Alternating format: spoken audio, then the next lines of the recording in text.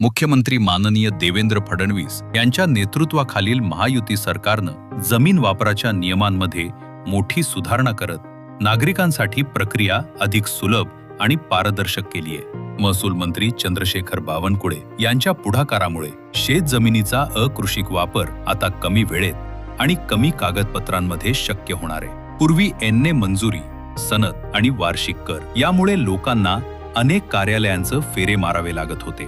आता मात्र दरवर्षीचा अकृषिक कर रद्द करून एकदा शुल्क भरण्याची व्यवस्था करण्यात आली आहे. तसेच नगर रचना विभाग किंवा स्थानिक प्राधिकरणाची विकास परवानगी मिळाल्यास महसूल विभागाकडून एनएची आवश्यकता उरणार नाही.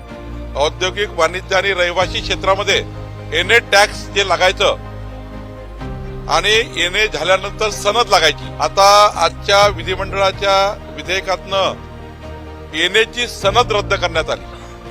या बदलांमुळे बँक कर्ज देणं सोपे होईल, विकास प्रकल्पांना वेग मिळेल आणि अनावश्यक विलंब कमी होईल.